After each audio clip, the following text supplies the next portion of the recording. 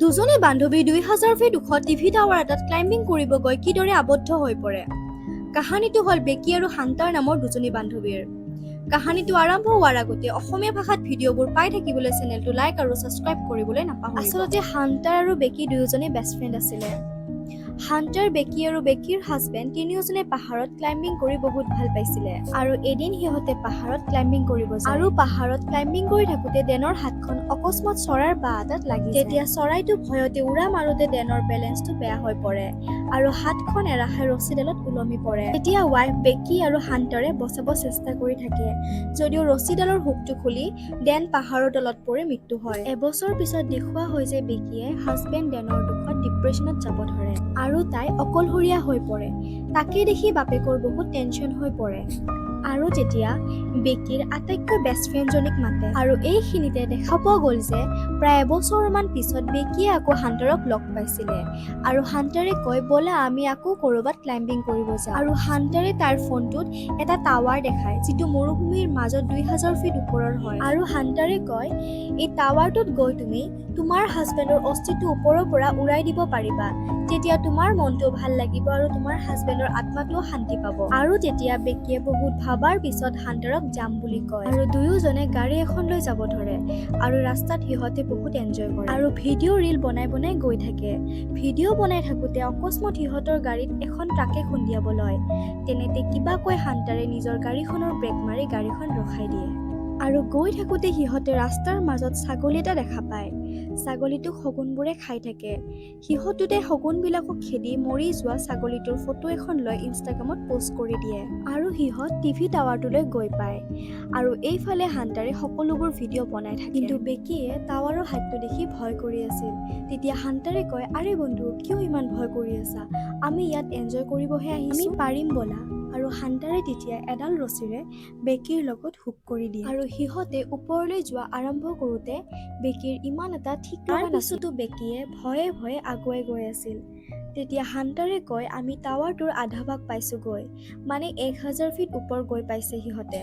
ইয়াত থকা চিৰিবোৰ বহুত পুৰণি আৰু মামৰ লগা আছে। হাণ্টাৰে কয় আৰু বেছি নাই দোস্ত, আমি গৈ পামেই। আৰু বেকিয়ে জোৰকৈ চিৰিটো ধৰি লয়। বতাহ বহুত দি থকাই বেকিয়ে বহুত ভয় খায়। তেতিয়া হাণ্টাৰে চিৰিবোৰ জোকাৰি দিয়ে আৰু ধেমালি কৰিব ধৰে। লাহে লাহে সিহঁত দুয়োজনে টাৱাৰটোৰ ওপৰত গৈ পায়। ঠিক তেনেতে চিৰিটোৰ এটা নাটবল্ট খুলি পৰে, কিন্তু সিহঁতে গম নাপায় সিহঁত দুয়োজনে ওপৰত গৈ এনজয় কৰিব লয়। হাণ্টাৰে ড্ৰোন কেমেৰাখন উৰাই আৰু ভিডিঅ' কৰিব ধৰে। তাতে বেকি আৰু হাণ্টাৰ দুয়োজনে বহুত এনজয় কৰে আৰু ঠিক তেনেকুৱাতে হাণ্টাৰে তেতিয়া গ্ৰিলবোৰত ধৰি উমলিব লয় আৰু বেকিক কয় মোৰ ভিডিঅ' এটা বনোৱা আৰু ওপৰত আহি কয় যে তুমিও এইবাৰ মোৰ দৰে ওলমি থকা পোষ্ট এটা দিয়া। প্ৰথমতে বেকিয়ে তেনেকুৱা কৰিব মানা কৰি দিয়ে, কিন্তু লগৰজনীৰ কথা পেলাব নোৱাৰি কয় হ'ব দিয়া ময়ো পোষ্ট দিম আৰু তাৰ পিছত দুয়োজনীয়ে ফটো উঠিব ধৰে। ওপৰত আহি বেকিয়ে নিজৰ হাজবেণ্ডৰ অস্থিটো বতাহত উৰুৱাই দিয়ে আৰু তাৰ পিছত দুয়োজনীয়ে বেকিৰ হাজবেণ্ডক মনত কৰে আৰু কয় সিহঁতৰ তালৈ অহা কাৰণটো পুৰা হ'ল আৰু তেনেকে কয় বেগবোৰ পেকিং কৰে আৰু তাৰ পৰা যাব ওলায়। ঠিক তেনেতে বেকিয়ে যেতিয়া সেই পুৰণা মামৰি লগা চিৰিবোৰত খোজ দিয়ে তেতিয়া সেই চিৰিবোৰ খুলি তললৈ গৈ পৰে আৰু বেকি ৰছীডালত ওলমি থাকে আৰু কিবাকৈ হাণ্টাৰে যেনি তেনি বেকিক ওপৰলৈ টানি উঠায়। কিন্তু বেকিৰ লগত থকা বেগটো তলৰ ডিস্কখনত পৰে আৰু বেগটোত খোৱা বস্তু, কেমেৰা, ড্ৰোন এইবোৰ আছিলে আৰু বেগটো তলত পৰা দেখি বেকি চিন্তিত হৈ পৰে আৰু ইয়াত দেখা যায় যে দুয়োজনীয়ে নিজৰ নিজৰ ফোন চেক কৰি আছিলে। কিন্তু সিহঁত দুয়োজনীয়ে নেটৱৰ্ক পোৱা নাছিলে কাৰণ সিহঁত দুয়োজনী ২০০০ ফিট ওপৰত আছিলে। ঠিক তেনেতে সিহঁতে এটা দূৰবীন আৰু ফ্লাৰ গান পায়। তেতিয়া হাণ্টাৰে কয় এইটো আমাৰ এতিয়া এনেও কামত আৰু হাণ্টাৰে তেতিয়া বেকিৰ ভৰিত আঘাত হোৱা দেখা পায় আৰু এখন কাপোৰেৰে বান্ধি দিয়ে। তাৰ পিছত সিহঁত দুয়োজনীয়ে কৰিব লগা একো কাম নথকাই ব্লগ বনাব ষ্টাৰ্ট কৰে আৰু ১-২ ঘণ্টামান পিছত হাণ্টাৰে দূৰবীনটোৰে চাই থাকোতে এখন গাড়ী দেখা পায়, কিন্তু সিহঁতে একো কৰিব নোৱাৰে কাৰণ গাড়ীখন দূৰত আছিলে। অলপ পিছত হাণ্টাৰে ফোনটো চেক কৰে আৰু দেখা পায় যে হাণ্টাৰে পোষ্ট কৰা লাষ্টটো অলপ আগতে লাইক আৰু কমেণ্ট আহিছিলে, মানে বুজি পায় যে টাৱাৰটোৰ তলত নেটৱৰ্ক আছিল। তেতিয়া হাণ্টাৰে এটা পোষ্ট কৰিব ট্ৰাই কৰে যাতে কোনোবাই পোষ্টটো চাই হেল্প কৰিব আহে, কিন্তু নেটৱৰ্ক নথকাই ৰছী এডালত ফোনটো বান্ধি তললৈ লৈ যায়। কিন্তু তেতিয়াও নেটৱৰ্ক নহাত হাণ্টাৰে ফোনটো জোতা এপাতত ভৰাই আৰু তলত পঠিয়াই দিয়ে যাতে ফোনটো নাভাঙে আৰু নেটৱৰ্ক পায়। তাৰ পিছত ইয়াত দেখা গ'ল যে সিহঁতে দূৰবীণ এটাৰে চাব ধৰে আৰু দেখে যে তলত এজন মানুহ আছে।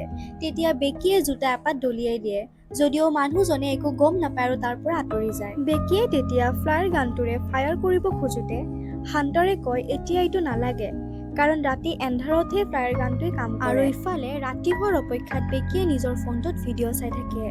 তেতিয়া এটা ভিডিঅ'ত লক্ষ্য কৰে হাণ্টাৰে বেকিৰ হাজবেণ্ডৰ ওপৰত একেথিৰে নজৰ দি আছিলে।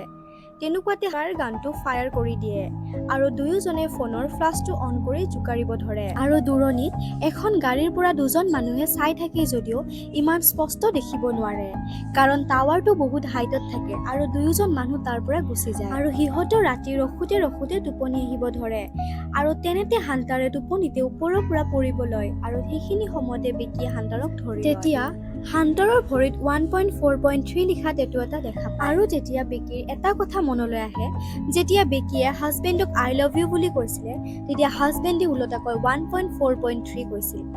আৰু তেতিয়া বেকিৰ কনফাৰ্ম হৈ পৰে যে আচলতে হাণ্টাৰ আৰু বেকিৰ হাজবেণ্ডৰ মাজত কিবা ৰিলেশ্যন আছে। আৰু উপায় নাপায় হাণ্টাৰে সকলোবোৰ কথা ক'ব বাধ্য হৈ পৰে। কথাবোৰ শুনি বেকি আৱেগিক হৈ পৰে আৰু হাণ্টাৰে তেতিয়া ক্ষমা খুজিব ধৰে। আৰু এইখিনিতে দেখা পোৱা গ'ল যে বেকিয়ে তেতিয়া বেগটোৰ ফালে চাই আছিলে। বেগটো টাৱাৰখনৰ ডিছটোত ফচি আছিল আৰু সেই বেগটোৰ ভিতৰত ড্ৰোন আৰু পানীৰ বটল। আৰু এইখিনিতে দেখা পোৱা গ'ল হাণ্টাৰে কয় তেতিয়া মই যাম যে তোমাৰ বেগটো আনিব। আৰু হাণ্টাৰে ৰছীডালেৰে নিজক বান্ধি লয় আৰু তললৈ নামিব লয় কিন্তু বেগটোলৈ গৈ নাপায় কাৰণ ৰছীডাল ছুটি হৈ পৰে। হাণ্টাৰ অলপমান সাহসী আছিলে আৰু তাই ৰছীডাল এৰি ডিছখনলৈ আৰু ডিছখনত পৰে। ৰছীডাল ছুটি হোৱাৰ কাৰণে হাণ্টাৰে চেলফি ষ্টিকডালেৰে বেগটো ৰছীডালত লগাই দিয়ে আৰু নিজেও এটা জোৰকৈ জাম্প মাৰি ৰছীডাল আৰু লাহে লাহে ওপৰৰ ফালে যাব উলিয়াওতে হাতৰ পৰা ৰছীডাল এৰা খাই তলফালে পৰে। তাকে দেখি বেকিয়ে কান্দিব ধৰে আৰু বেকিয়ে লাহে লাহে আগলৈ চাই দেখা পায় হাণ্টাৰ জীয়াই আছে আৰু ৰছীডালত ওলমি আছে। আৰু বেকিয়ে দেখে যে হাণ্টাৰৰ হাতখন কাট খাই গৈছে আৰু হাণ্টাৰ ওপৰলৈ আহিব পৰা নাই। তেতিয়া বেকিয়ে টানি টানি ওপৰলৈ যেনি তেনি হাণ্টাৰক উঠাই আনে। আৰু তাৰ পিছত বেকিয়ে বেগৰ পৰা পানীৰ বটলটো উলিয়াই পানী খাব ধৰে। আৰু তেতিয়া কাগজ এখনত মেছেজ এটা লিখি ড্ৰোনখনত লগায় আৰু ড্ৰোনখন উৰাই দিয়ে। কিন্তু ল' বেটাৰী হোৱাৰ কাৰণে ড্ৰোনখন আধা দূৰহে গৈ পায় আৰু বেকিয়ে ড্ৰোনখন উভতাই আনে। ৰাতি হ'ব ধৰে। বেকিয়ে দেখে যে হাণ্টাৰ মৰি গৈছে আৰু লাষ্টত শগুন এটাই খাব ধৰে। আচলতে বেকিয়ে টোপনিত আছিল আৰু সাৰ পাই উঠি দেখা পায় চব নৰ্মেল হৈ আছে। আৰু ঠিক তেনেতে বেকিয়ে লক্ষ্য কৰে যে টাৱাৰটোৰ ওপৰত এটা ৰেড লাইট জ্বলি থকা আৰু বেকিয়ে ভাবে যে ইয়াত ড্ৰোনখন চাৰ্জ কৰিব পাৰিব। তেনেদৰে পিছদিনাখন টাৱাৰটোৰ ওপৰত গৈ চাৰ্জ কৰিব ধৰে আৰু তাৰ পিছত কাগজ এখনত মেছেজ এটা লিখি ড্ৰোনখনত লগায় আৰু ঘৰ এটাৰ ফালে পঠিয়াই দিয়ে।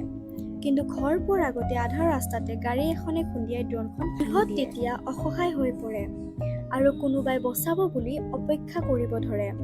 বেকিৰ অৱস্থা একেবাৰে বেয়া হৈ পৰে। বেকিয়ে তেতিয়া হাণ্টাৰক কয় যে তোমাৰ জোতাপাত দিয়া, মোৰ ফোনটো তোমাৰ জোতাপাতত ভৰাই তলত পেলাই দিম। কিন্তু তেতিয়া হাণ্টাৰে মানা কৰি দিয়ে। বেকিয়ে তেতিয়া গম পাই যে বেকিয়ে ভ্ৰমত আছিল। হাণ্টাৰে বেগটো আনিব যোৱাতে যেতিয়া হাতৰ পৰা ৰছীডাল এৰা গৈছিলে তেতিয়াই তলত পৰি হাণ্টাৰৰ মৃত্যু হৈছিল। তাৰ পিছত বেকিয়ে যেতিয়া তলৰ ফালে চায় তেতিয়া দেখা পায় যে শগুনটোৱে হাণ্টাৰৰ লাষ্টক খাব ধৰিছে আৰু এইবোৰ দেখি বেকিয়ে বহুত কান্দিব ধৰে। তাৰ পিছত বেকিয়ে দেউতাকৰ কাৰণে এটা শেষ ভিডিঅ' ৰেকৰ্ড কৰি লয়। বেকিয়ে ভাবি যে তাই চাগে আৰু বাচিব নোৱাৰিব। তেনেকৈ পিছদিনাখন ৰাতিপুৱা হৈ যায়। আকৌ এদিন তেনেদৰে পাৰ হ'ব লৈছিলে।